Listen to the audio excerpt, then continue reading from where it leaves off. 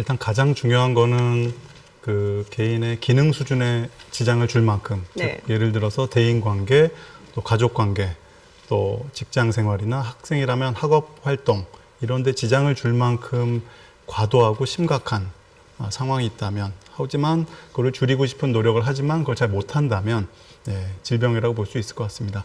대부분의 게임 사용자들은 건전하게 잘 사용하고 있는 분이라고 생각하고 대도구 소관님의 말에 저도 공감합니다. 대부분은. 하지만 일부 위험한 그 게임 사용자들이 있을 수 있고 그걸 지나쳐서 병적으로 중독적으로 사용하는 게임 사용자가 분명히 현실에 존재하는 것은 사실이고 제가 그런 환자분들을 임상 현장에서 보고 있기 때문에 네. 그런 거를 우리가 사전에 잘 진단하고 네네. 치료하고자 하는 것이 목적이라고 볼 수 있습니다.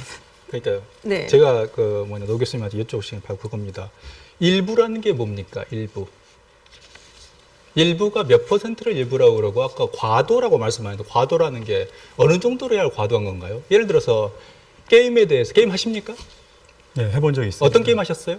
뭐 어린 시절에 했기 때문에 지금은 잘 하고 있지 그러니까 않습니다. 기억 어린 시절 뭐 하셨습니까? 오락실에서 하는 게임 아, 그거 했었습니다. 재밌으셨죠? 네네. 집에 안 갔죠?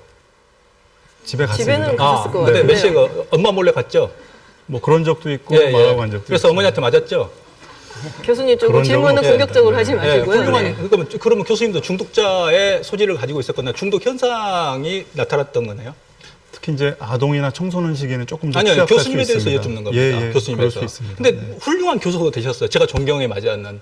정말 교수님 존경한다니까요? 근데 거기에 대해서 아까 말씀하셨습니다. 과도, 기준이 뭔가요? 하루에 몇 시간 하면 과도한 건가요? 시간으로 객관적으로 정해놓지는 않습니다. 그럼 뭔가요? 과도의 기준이? 상대적일 수 있고 예. 또 그 사람의 기능 수준에 얼만큼 지장을 주느냐가 과도한 기준이 아까 되는 여기 거고요. 나오는 그 지표 있었잖아요. 네. 저게 인터넷 게임이 아니고 저기다가 연구를 집어넣으면 저 다 해당되거든요. 그것 때문에 공중보건학적 폐해를 받는 사람은 아직 근거가 있습니다. 쌓이지 않기 저희 때문에 가족이 폐해를 받고 있어요. 네. 저희 가족은 저 일중독 때문에 정말 심각하게 스트레스 받고 폐해를 받고 있거든요. 근데 다시 이야기 돌아와서 일부라고 말씀하셨습니다. 저희가 지금 가장 심각하게 보는 그 포인트입니다. 일부.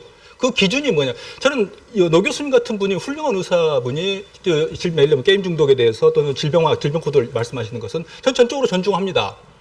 근데 유감스럽게도 모든 의사분들이 교수님처럼 합리적이지 않다는 겁니다. 예를 들어서 게임에 대해서 적대적인 의사일 경우와 교수님처럼 게임을 해본 사람일 경우에 특정한 사람을 놓고 게임에 대해서 장애자나 아니냐를 판단하는 기준이 너무나 다릅니다. 사실 이제 우울증도 마찬가지고 조현병도 마찬가지고요. 정신 건강 관련된 질환에 대한 진단 기준은 전문가가 판단하게 돼 있습니다. 그게 이제 수치상으로 뭐 검사를 해서 진단하는 게 아니거든요.